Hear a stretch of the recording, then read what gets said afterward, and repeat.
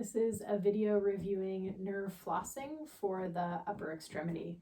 We will be reviewing the median nerve, which innervates the thumb, the index finger, and a little bit of the middle finger on the palmar side. The ulnar nerve, which innervates the pinky and ring finger, and the radial nerve, which innervates primarily the back of the hand. These nerves all travel their way from the brachial plexus down through the arms and have many places along the way that can get entrapped or just sort of stuck.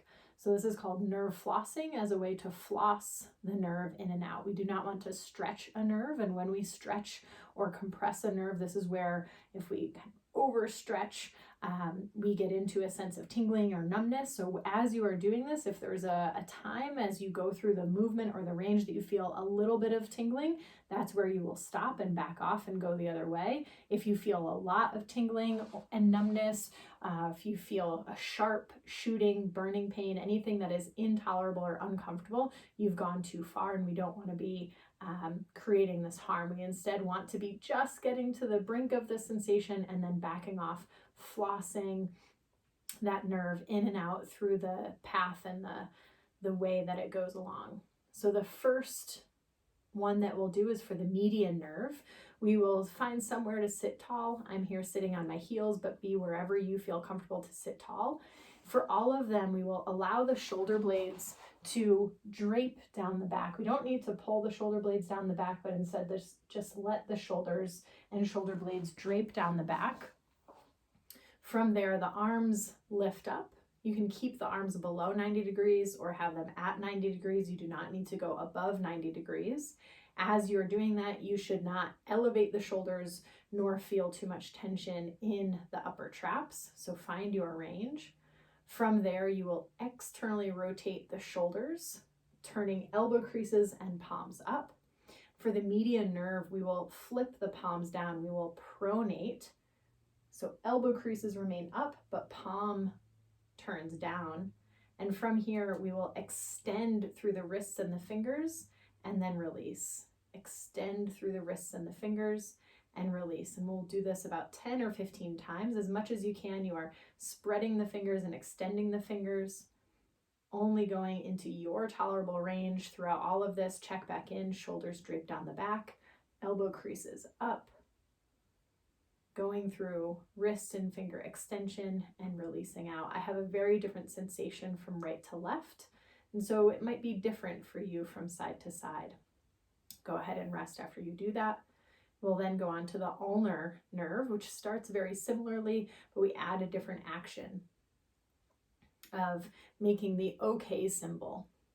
So from here, shoulders drape down the back, arms raise up, externally rotate the upper arm, the shoulder, pronate the forearm. This is called an arm spiral.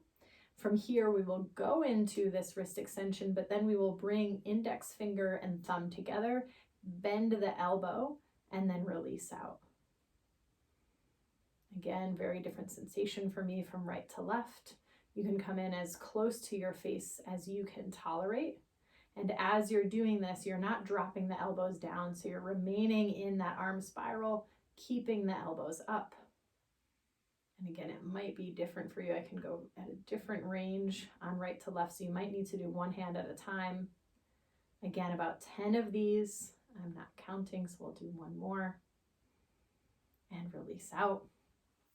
Again, if anything is too much or if it lingers as you stop, that's an indication that you've gone a little bit too far. So too much being it's too intense, it's too tingly, it's too buzzy, nervy. You don't need to go that far. Stay on your soft edge.